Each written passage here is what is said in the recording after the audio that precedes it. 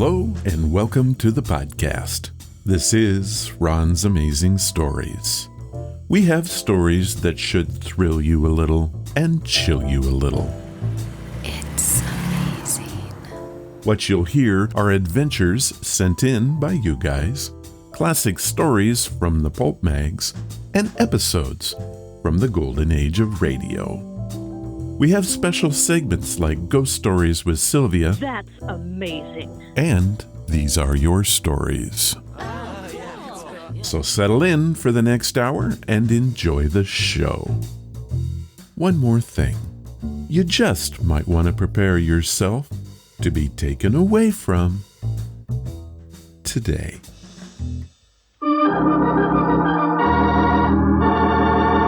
Another 5-minute mystery.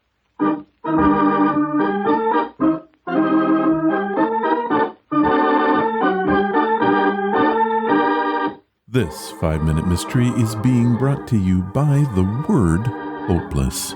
Ron, that seems really dark. You should be more uplifting. Okay, which knight invented King Arthur's Round Table? Really? A bad dad joke again? Yep, Okay, who? circumference. That was a grand show, Pete. At $5.50 a seat, it had to be. There you go about money again. And why not? If I had it, we'd be married by now. We can't wait for my uncle to die to inherit his estate. I'm sorry, Margaret. No bank account, no marriage. Pete, if I get some money, will you do as I ask? Maybe. But how are you going to get your hands on any? Never mind how. I'll get it. Hey there, Miss Talbot. You sound grim. What are you going to do? Get a dowry for my marriage?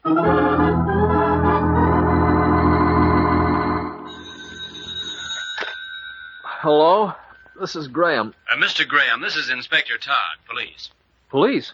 What's the matter? I'll have to ask you to come down to my office at headquarters. Your fiancé's uncle has been killed in an automobile wreck. Good heavens, of course. I'll be right down.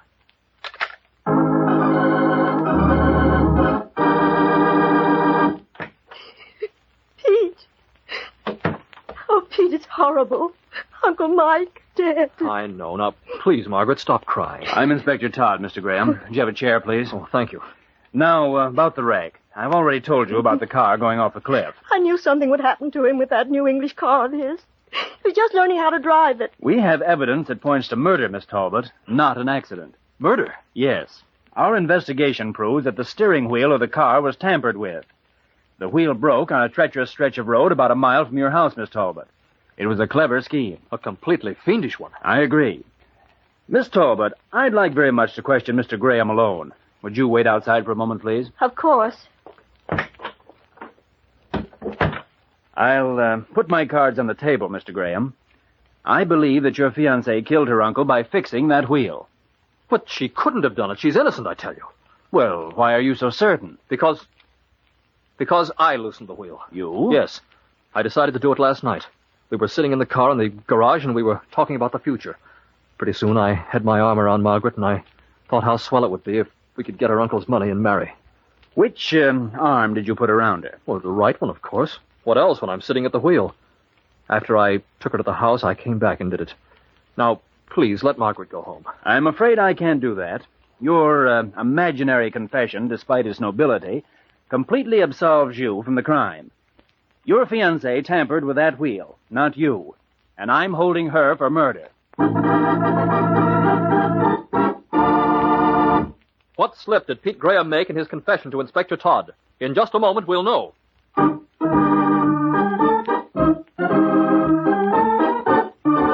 I'm not so sure about the slip, but I know that the show they went to for $5 in 1940 is the equivalent to about $108.62 today. That's amazing. Yep, it must have been a pretty good show. So, you really don't know the clue in this one? Not even a guess. It was a British car. Does that help? Not really. Wrong. You are hopeless. Probably. What do you call a depressed tick from Rome? Does it matter? A hopeless Roman tick. And now, back to our story. Your confession fell apart completely, Mr. Graham, when you told me that you had placed your right arm around her while you were at the wheel. Since the uncle's car was of an English make, as Miss Talbot pointed out, the steering wheel is at the right of the car, making the arm position you described impossible. No, Mr. Graham, your motive does you credit, much more so than your storytelling. I wanted you to convince me of a few details. Your confession proved your innocence and her guilt.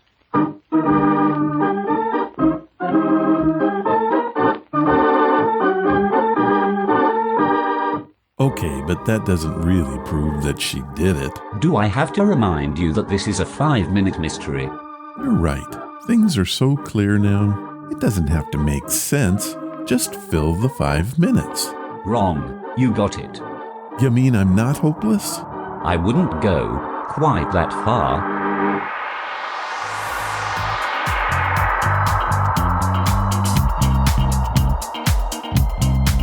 What's that you say?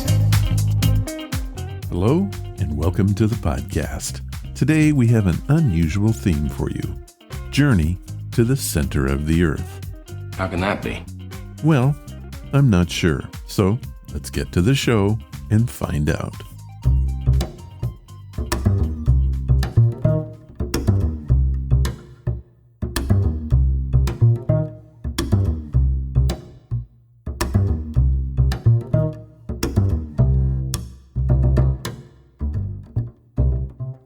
Today's podcast is brought to you by Audible. Get a free audiobook and a 30-day free trial at audibletrial.com/Ron's Amazing Stories. Audible has sponsored the show now since July of 2019. We have reviewed more than 140 audiobooks, and the list keeps growing. Did you know that Audible has over 200,000 books available? And a lot of those are included in the free catalog. Audible is amazing, and it is the perfect companion to Ron's Amazing Stories. If you like this podcast, you're going to love Audible. So what am I listening to? Journey to the Center of the Earth by Jules Vern. Every once in a while, I turn to the classics. And there's probably no better than Journey to the Center of the Earth. It is one of literature's earliest works of science fiction, written in 1864. It vividly animates a fantastical subterranean world as an intrepid crew, led by the eccentric Otto Lindenbrook, traverses the planet's core and its various bizarre obstacles, such as giant mushrooms and insects, a herd of mastodons, prehistoric humans, a treacherous pit of magma, and much, much more. It is a thrill ride like no other, and, at the time, there was nothing like it.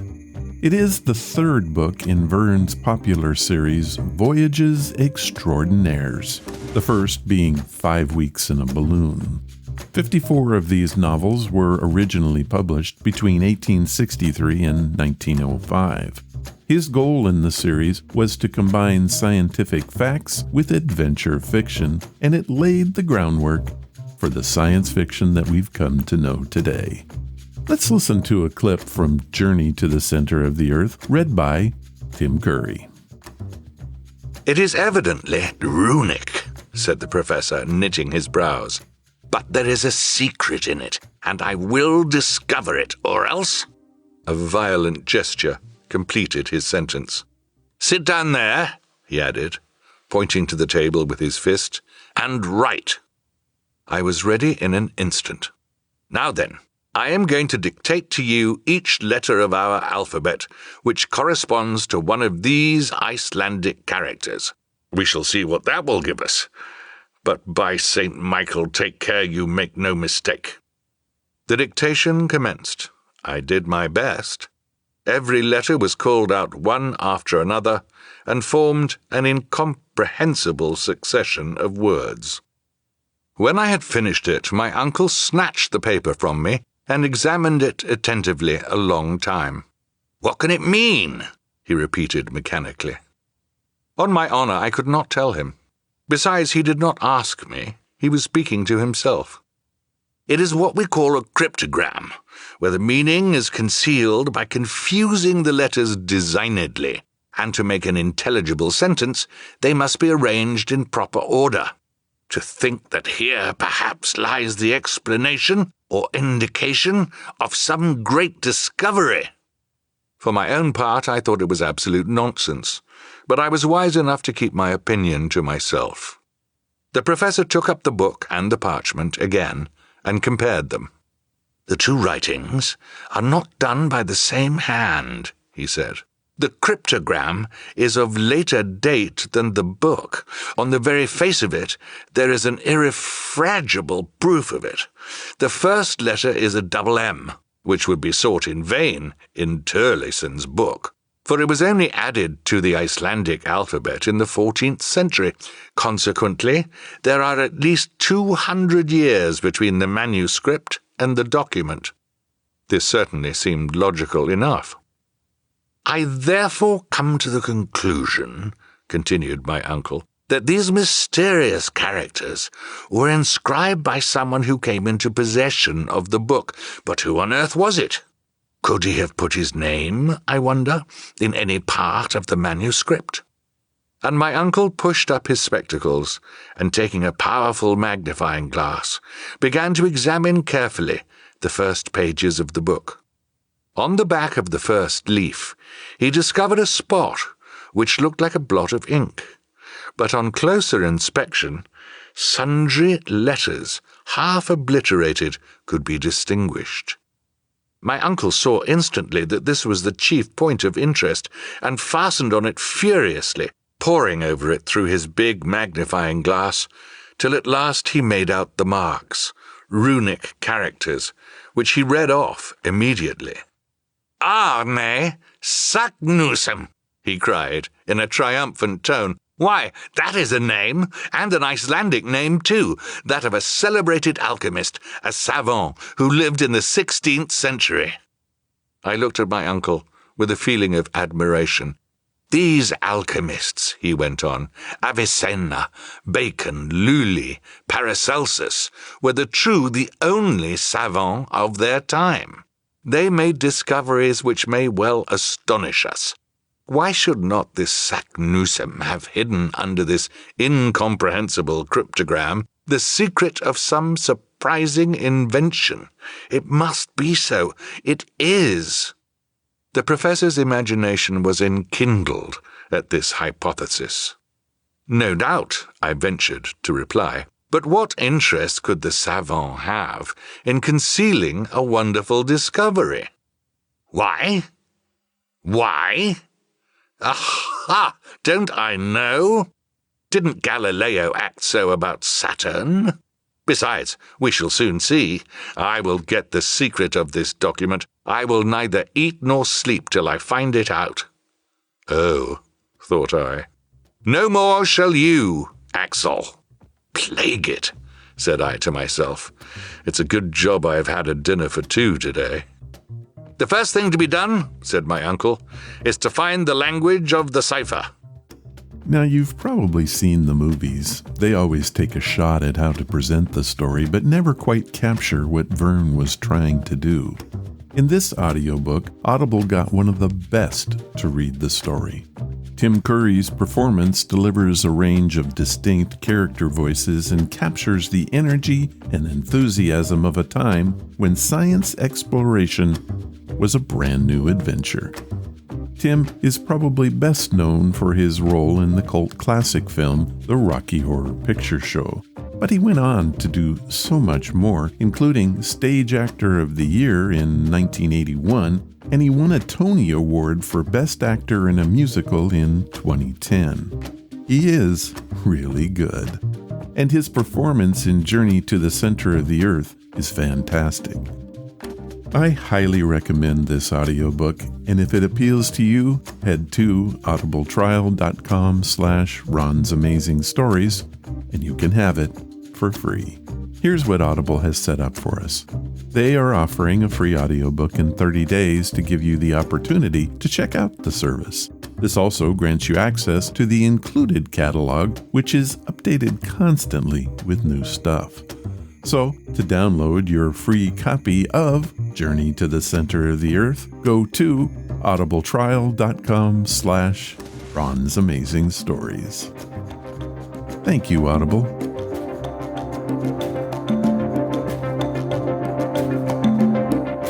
And now, let's get to some of your stories. These are your stories, sent by you, for you.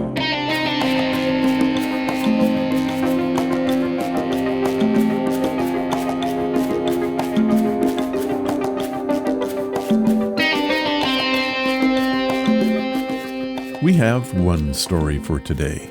It was sent in to the website by Dylan Firestone, who lives in downtown Manhattan, New York. I had to ask Dylan, how much does it cost to live in Manhattan? He told me that for his studio apartment, he pays $3,500 a month. Oh wow. Dylan's story ties in very well with our audiobook review. Hey Ron, I'm a big fan of spelunking. I first became interested in it when I saw the film Journey to the Center of the Earth, the 1959 film starring James Mason. My dad would take me all over New York to visit some of the best caverns in the state, and I still go to this day. One of my very favorite places to go is the Cave of the Winds. It is a natural cave behind Bridal Veil Falls at Niagara Falls. The cave is some 130 feet high, 100 feet wide and 30 feet in depth. It was discovered in 1834 and was originally dubbed Ailolos Cave, after the Greek god of the winds. My story is not a long one, but I can't explain it. Neither can the other 10 people in my tour group. Our tour guide was explaining the ghosts that supposedly live in the cave when a wispy voice came out of nowhere. It came from the back of the cave, and it clearly said, "Don't believe him." At first, we thought some person was hanging out back there. We all moved to the area, and there was no one around. In fact, in this cave, there's really nowhere to hide. What did we hear? I have no idea. Dylan Firestone, Manhattan, New York. Well, the fact that you all heard it gives me some pause to think. How very creepy. It sounds like a great place. I looked at some online photos and you're right. There really is no place to hide. Thank you for sharing your story, Dylan. Well, that's all we have for this time. If you have a story that you want to share, head to the main website at ronsamazingstories.com. Click on the story submission banner, leave your story, give it a title, and yes, please tell me where you're from. I'll read it if I can.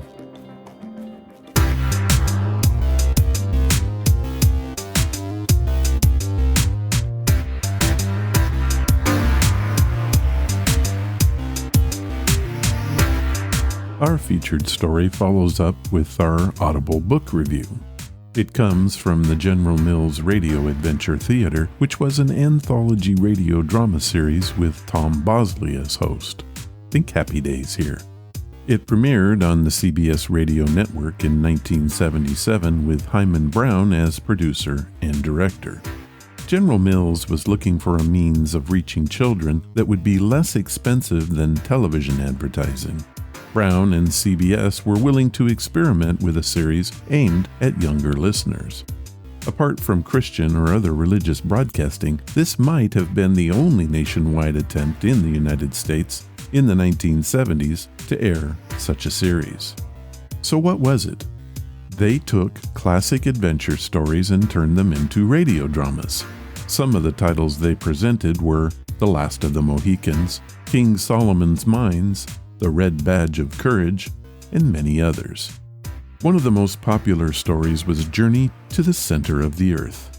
But could they mash that story down into less than 40 minutes? Well, today we're going to find out by playing it.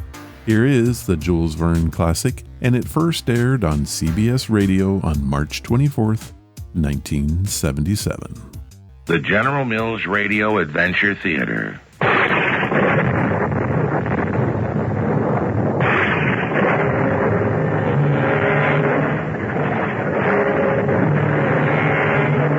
I'm Tom Bosley. Welcome once again to the magic world of radio. Jules Vern was writing over a century ago, yet because of his vision of the future, his stories today, 100 years later, are still science fiction. For although much of what he prophesied has already come true, many of his predictions still await discovery or proof. None more so than the story I bring you today.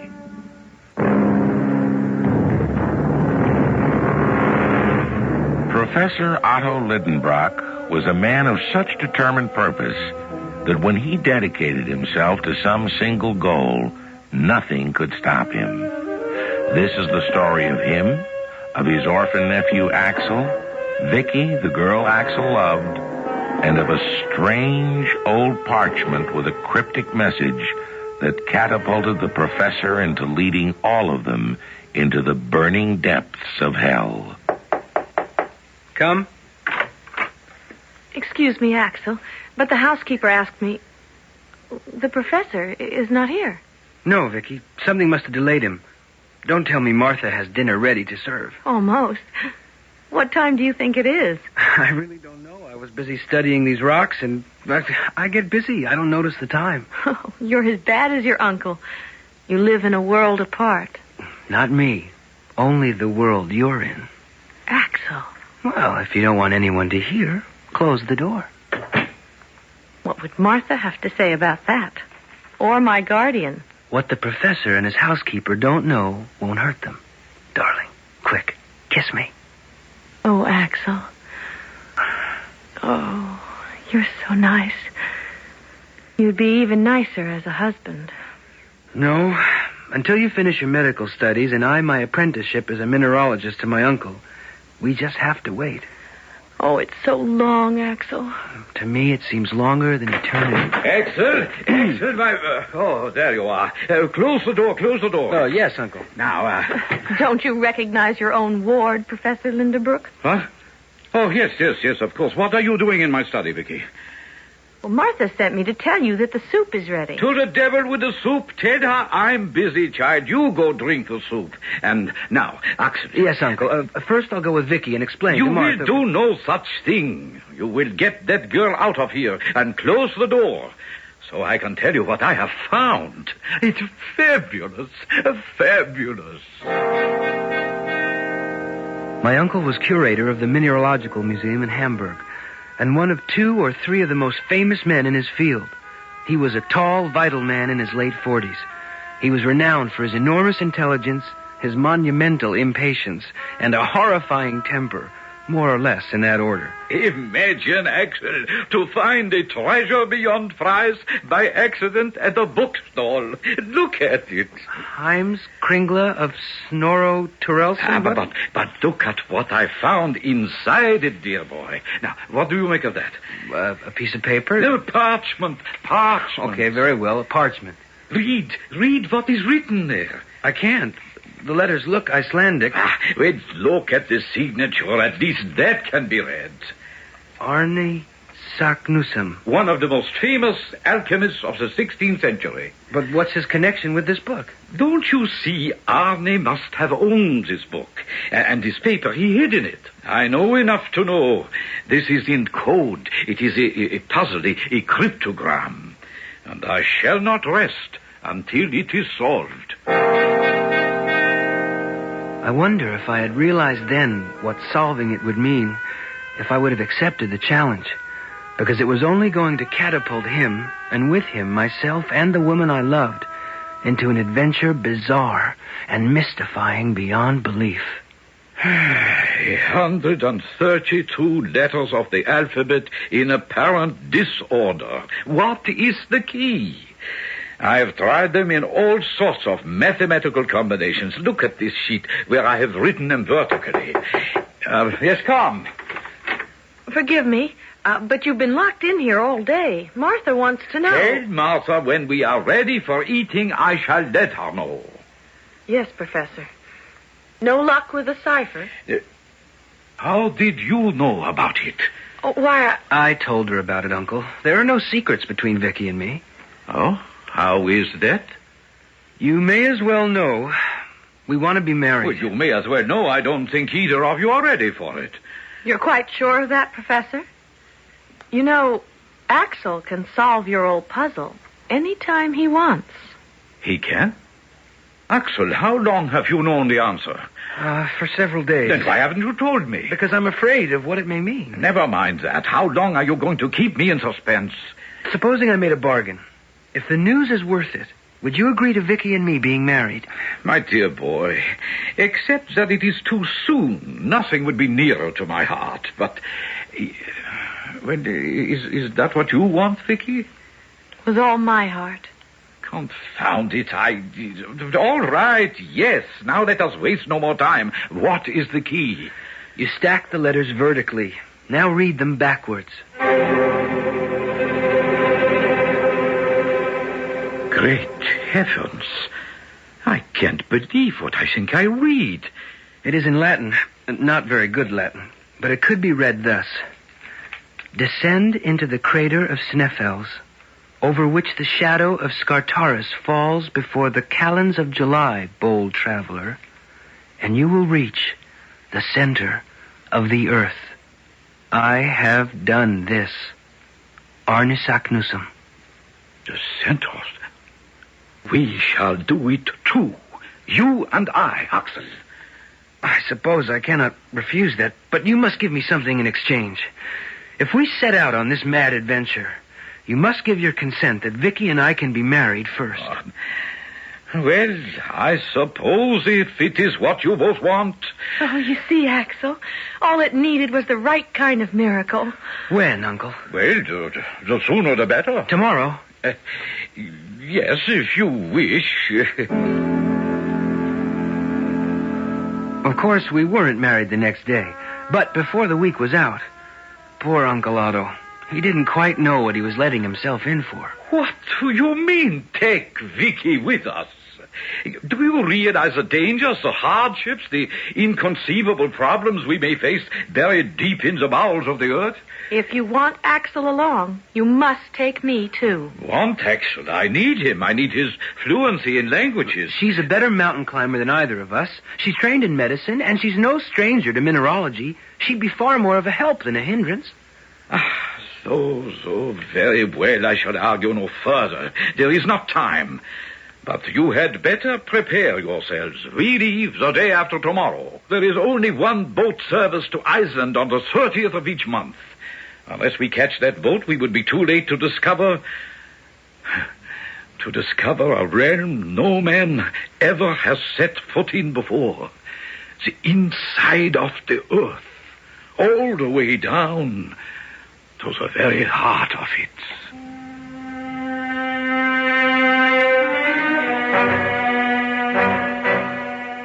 That was our honeymoon. That boat trip to Iceland. That cold, remote island in the North Atlantic.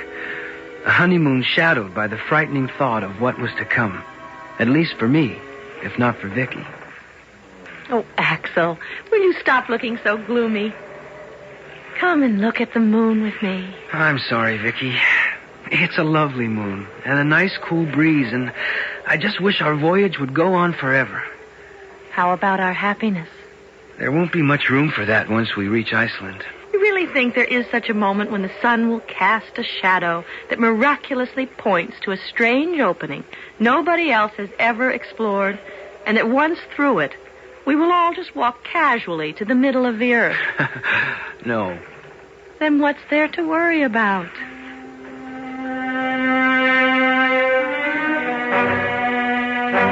My uncle was received and entertained in Iceland as one of the foremost mineralogists in the world, and it was a perfectly normal thing for him to request and receive a guide to lead us to the huge extinct volcano which dominates Iceland's skyline. Then came the incredible moment when at last the four of us, Hans Belke, our guide, my uncle, Vicky, and myself, having scaled the mountain itself and plunged deep into its volcanic crater, found there 3 chimneys, any of which from their dark and forbidding promise could be bottomless and might well be the passage we were seeking. 2 days we have sat here in this swirling fog. And there's no sun to cast a shadow to point out our path. Is it so important after all, Uncle Otto? Important? Only the realization of a life's dream for me. Supposing the sun's shadow does point to a place where we could enter and try to get to the center of the earth, what difference would it really make? If we tried it, we'd all be burned to a crisp. No. The heat is all on the surface. That was the theory of the man who is leading us to take this expedition, Arne Saknussemm, and who lived to prove it. But, Uncle, if he achieved this, why has no one heard of him? Because Arne Saknussemm was persecuted for heresy. And in 1573, his works were burned by the common hangman at Copenhagen. Then are we the only ones who know his secret? If he had one to preserve. But he left no indication of which of these chimneys is our pathway to glory. The sun will tell us if this overcast would just break and... There's the sun now. And the shadow. Shoot. Look, it is pointing right to the center chimney. Just as Arne said it would. You really believe all of this? Oh, yes, there is our route to immortality. When we go down that rock chimney, we will be the first human beings to explore the mystery of inside our planet. And to reach at last the center of the earth.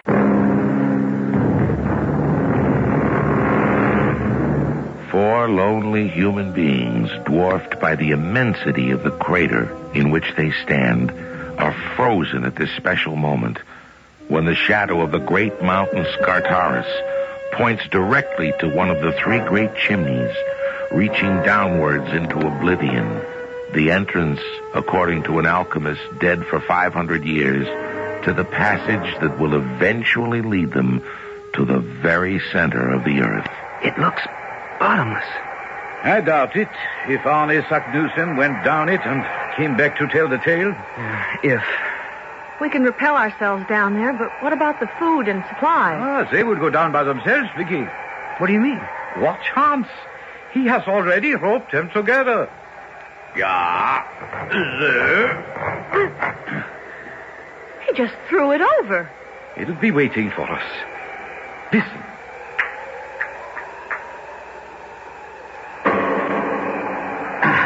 Good.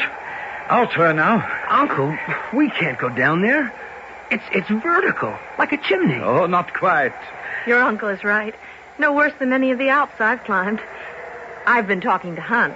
But you don't speak his language. When it comes to mountain climbing, I do. Now look, the rope is hooked around this projection of rock, so it acts like a pulley. Hans will go down first till he finds a ledge or somewhere he can have footing. Then he'll signal us to come down. All you have to do is take hold of both ropes and use your feet to push off against the mountain. Then you sort of slide down. Are you ready? As ready as I'll ever be, I guess.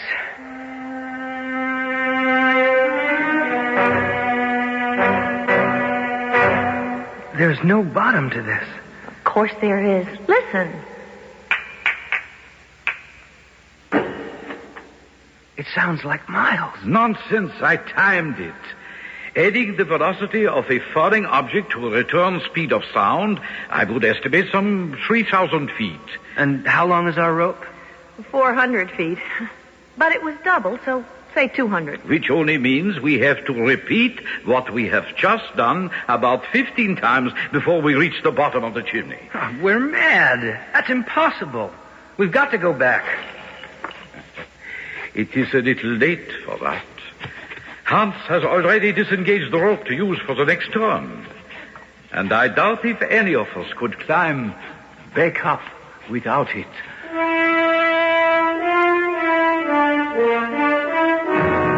My uncle was right. It took 15 times, hooking the rope around whatever projecting rock we could find, to reach the bottom of that dark, narrow, dreadful chimney in the rock.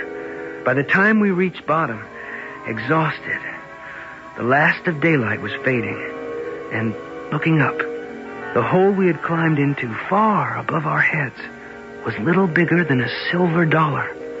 It was like looking through a gigantic telescope at a tiny star. A star which flickered and then went out as all of us fell into an exhausted sleep. Axel? Eh? Axel, wake up. Come to, my boy. Come to. I'm dizzy. I'm seeing stars. Nonsense. It is just the daylight bouncing off the lava. Like a shower of sparks. Where's Vicky? She went up the chimney with Hans, you see. They are getting the bundle with our supplies loose where it caught on the rock. Oh, yes. We're inside the mountain. Right. But so far we haven't even penetrated the Earth's crust. What do you mean? We started down this tube from the crater of a mountain. We are only back to sea level. Are you sure? Look at the barometer. It shows the same air pressure at sea level. But as we go deeper and leave more air above us, its pressure will increase. And by measuring that pressure, we can calculate how deep we are.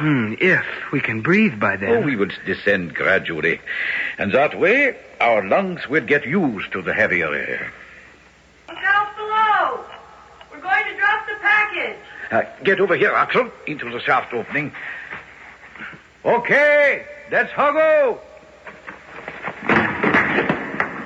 Where does this tunnel lead? Down to the center of the earth, I hope. Okay, we're coming down now. Uncle, look, be sensible. We've got to give this up. It doesn't make any sense anyway. No sense? Why? Because the deeper we go, the hotter it will get. Oh, are you so sure? Well, it stands to reason, since the center of the earth is nothing but liquid fire. Really? You have been there? Well, no, but according to scientific theory...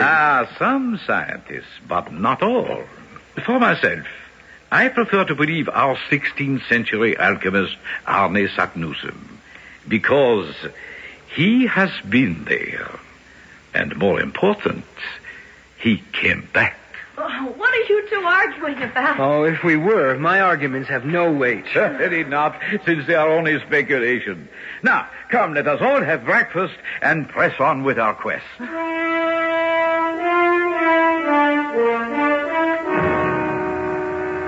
Well, Axel, how do you find the temperature after these first days? It's quite comfortable. And you, Vicky?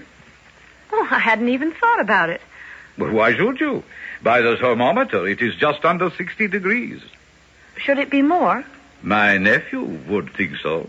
Me? Why? When we left the surface, it was 41 degrees Fahrenheit.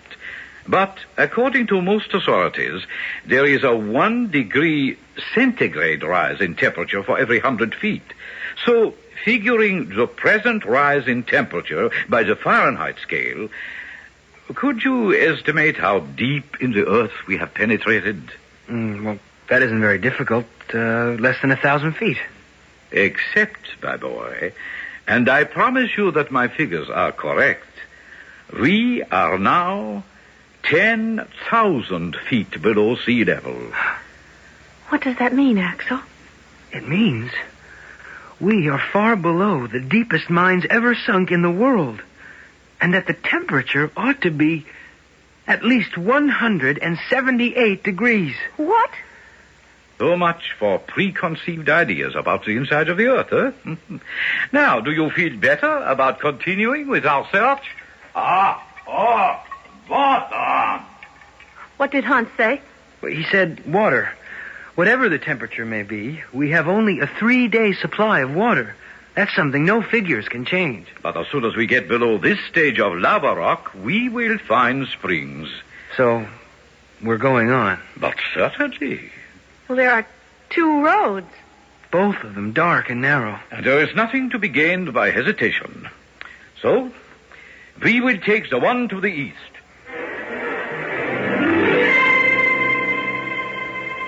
The second day in this gallery, we were all breathing with difficulty.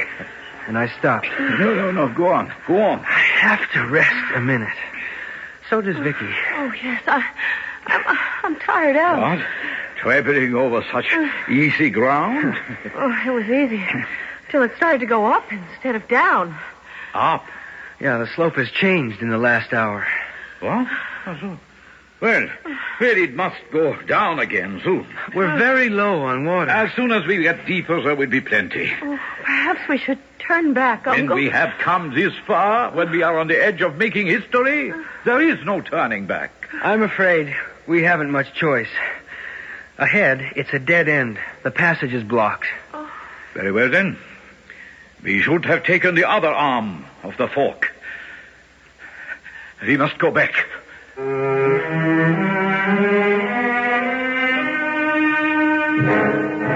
I won't drag you through the mental and physical agony of those retraced steps. Before we got back to the cavern, we had to ration the water. And by the time we arrived, we were parched and so weary we were ready to drop. All of us, except Hans, whom nothing seemed to affect, arrived half dead at the junction of the two galleries. Now, come. We must pull ourselves together and try the other fork. What? Are you mad? We must go back. And give up this expedition just when success is almost assured. The only thing that's assured is that if we continue, we'll all die. Very well, then. You must take Vicky and Hans to help you climb. Perhaps you can make it out of the chimney. What about you? I shall go on. And die? I don't believe so. The lack of water is the only thing that stands in our way. And as a mineralogist, I have every hope that within hours we will reach a layer of granite. And there, water should be abundant. Vicky?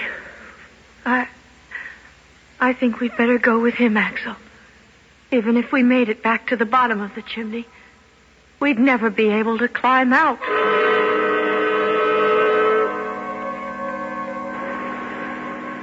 Wait a minute. Oh, what's that noise? Noise? There is Hans. I don't know, but shh. Water! Water! Water. Var? Neda! Neda! Come on. He says down below. Here's the water. It's behind the wall. A solid wall of granite. No way to get at it. Tons and tons of water. A torrent. A fountain of hope. And no way to get at it. No way.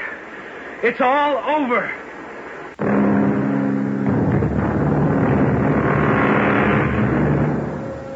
Three of our discoverers are slumped in parched exhaustion deep under the earth, deeper than any human being has ever penetrated before. But the fourth, the quiet man of few words, Hans, the phlegmatic Icelander with his incredible physical endurance, has left the others, following the granite wall, listening to the sound of the torrent behind it. And now, faintly, the sound of his effort to save them reaches Vicky's ears first. Oh, Axel, listen. What? What, Vicky? That sound. A pickaxe. Where is Hans? I don't know, Uncle. Pickaxe. He must be trying to break away the wall. Water. I think he's found water. Come on. Let's go. Water. Oh, look, he's found it. Martin, give up. What do you mean, be careful? Oh, what is it doing? It's hot. It's boiling hot. But it's really cool. Then it hits the floor. Follow it down, and we can drink to our heart's contents. That precious jet stream of water was to be more to us than something to quench our thirst. Like Kubla Khan that we had all read in school, it led us through caverns measureless to man, down to a shining sea. But I am getting ahead of myself. On the 18th of July, 3 weeks after we had left the surface of the earth behind us, my uncle stopped to make some calculations. Where are we, Uncle Otto? Well, by my calculations, we are 213 miles southeast of Sneffels. But that means we aren't under Iceland anymore. No, my dear. The Atlantic Ocean is now above our heads, but some 48 miles above. 48 miles? We must all realize by now that there is no way of turning back. You mean this is our life? Forever? Of course not, Vicky, if you have the faith I have. Remember, there was a man who went before, and he came back and lived to tell it. I must believe, so shall we.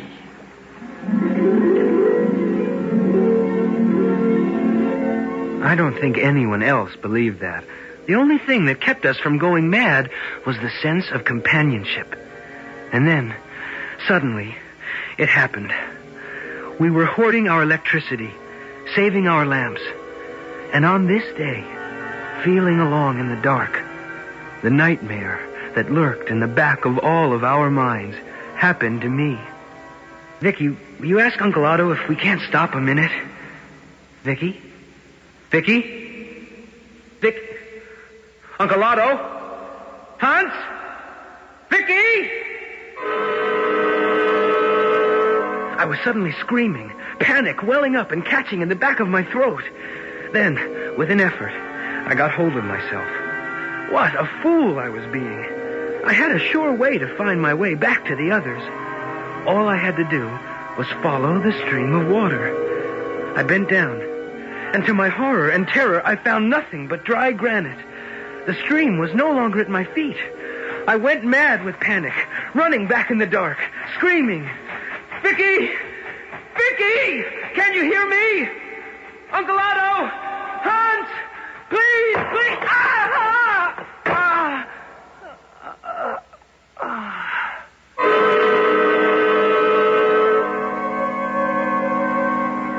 When I came to, I had no way of knowing how long I'd been unconscious. My face was wet with tears and blood, for I'd cut my head when I fell. I was dizzy and half frantic with fear. Then suddenly, what was that? An explosion? Some subterranean earthquake? Oh, Lord, please don't let me die. Please don't let me be buried alive. No, we won't give up. Fire the gun again. It's Vicky. And Hans. Help. Help! That must be the gun. Why does it sound so strange? But if you can't hear that gunshot, it is hopeless. But I do. I do. Won't give up. Give up. Give up. Why can't they hear me? And why do they sound so strange? Wait. I see it. It's some trick of acoustics.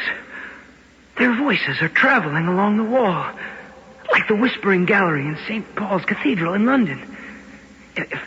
If I put my mouth close to the wall and whisper, maybe... Vicky, my darling, can you hear me? Can you hear me? Can you hear me? Listen. That's Axel. My darling, where are you? I don't know. I'm lost. Axel, my boy, how wonderful to know you are alive and well. We have been hunting everywhere for you. Now, because there is a time lag in transmitting messages, let me get us together as soon as possible.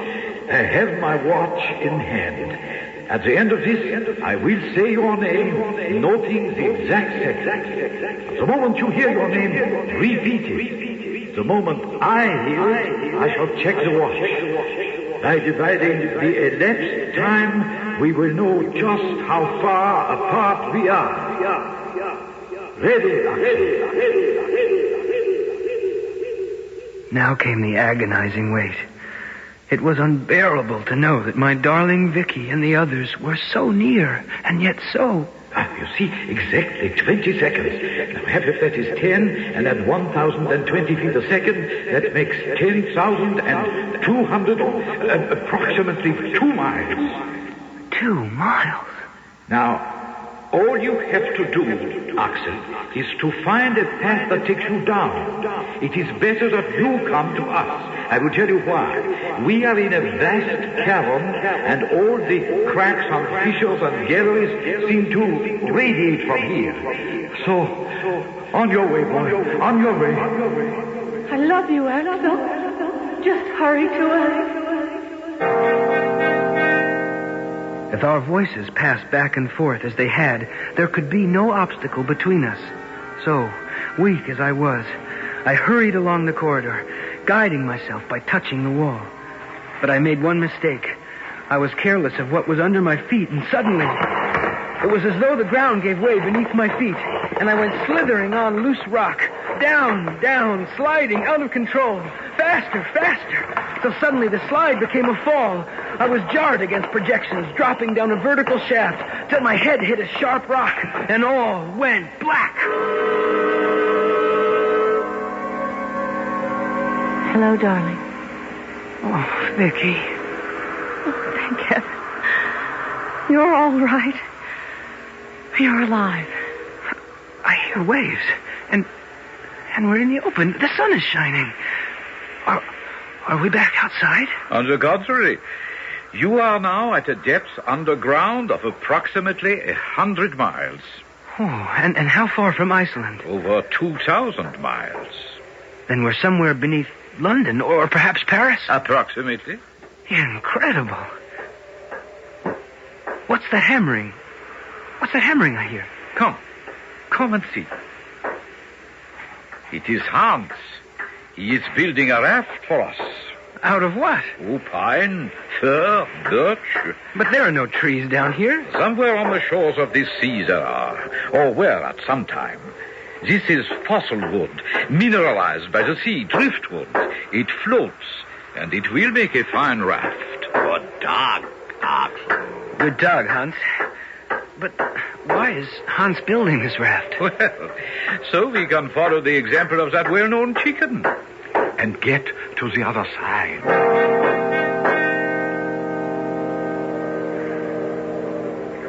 I wish someone could explain this other world to me. If Uncle Otto can't, nobody can. Where does the light come from? Well, the best I can do is suggest that it's a kind of luminance from electric forces. A sort of constant lightning. What about those clouds? Water vapor in suspension. How high are they? Oh, a good 12,000 feet, I'd say. How large is the sea? At least as big as the Mediterranean. We've been sailing for nearly a week, and there's no sign of the other shore. And all this inside one huge cavern in the deeps of the earth? It's beyond belief.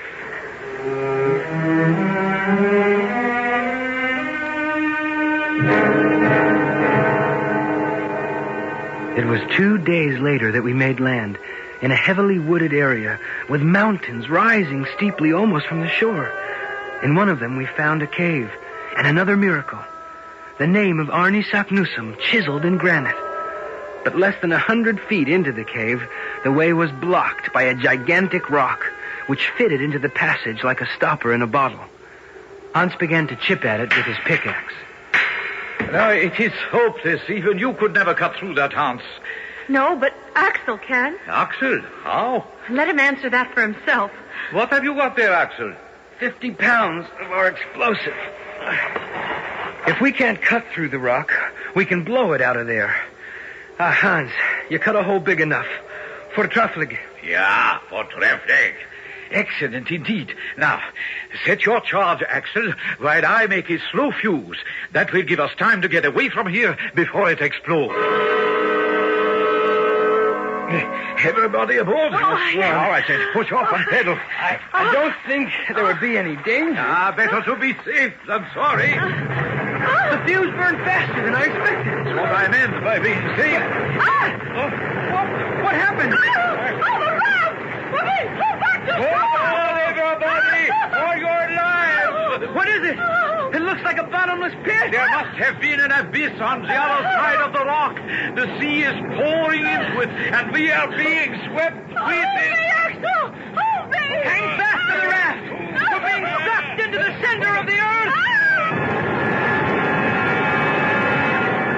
The next 48 hours were a nightmare not to be believed. With the speed of an express train, the current carried us down on a wave, tearing through between the walls of the tunnel. We were tossed and battered about, but held on grimly. Nothing worse could happen to us, we supposed, until... Oh, what is it, Uncle? We're going up. How?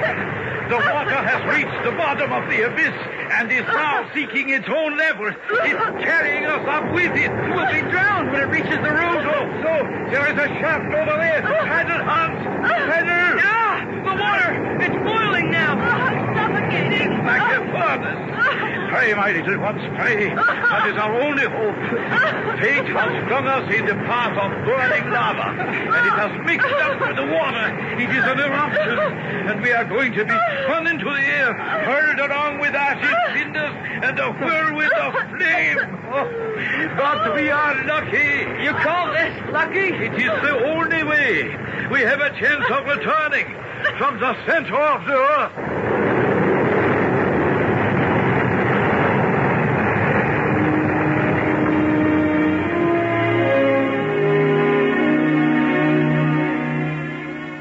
So our four adventurers came back to the surface the same way they had entered, through the crater of a volcano.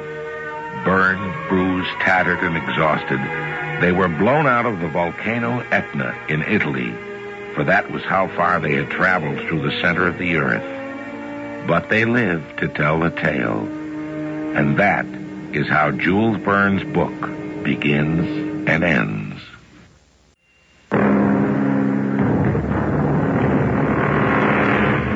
Once again, I remind all of you that there is only time to bring you highlights of a book such as this.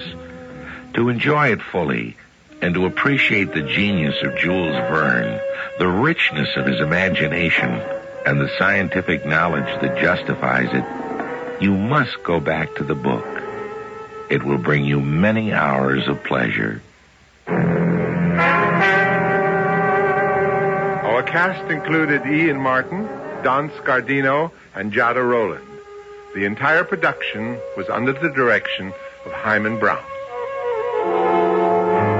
This is Tom Bosley inviting you to return to the General Mills Radio Adventure Theater for another exciting tale you can hear through the magic of radio.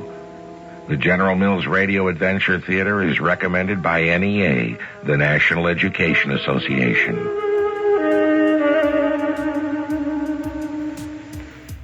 Well, what did you think of that?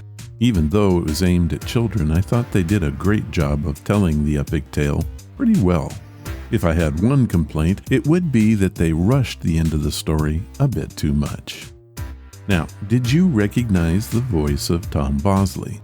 Bosley's best-known role was the character Howard Cunningham in the sitcom Happy Days. He began shooting that series in 1974, so he was pretty well established when he began the General Mills project. He narrated all of the episodes, which totaled 52 shows.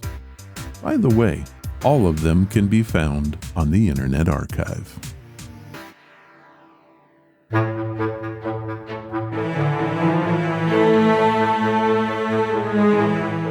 That was episode number 599, and I want to thank Dylan for his story and Karen Hilbrand for suggesting our featured story today. Sorry, Karen, I almost forgot to mention you today. I had never even heard of that series before. Thank you. If you want to follow the podcast or the blog, head to ronsamazingstories.com. There you will find any of the links I mentioned and how to contact us. Do you want to help the show? The best thing you can do is to tell your friends all about it, and please leave reviews or feedback wherever you listen. Clicking that follow or like button helps us grow. Thank you for listening, and I hope you come again to find out what are Ron's Amazing Stories.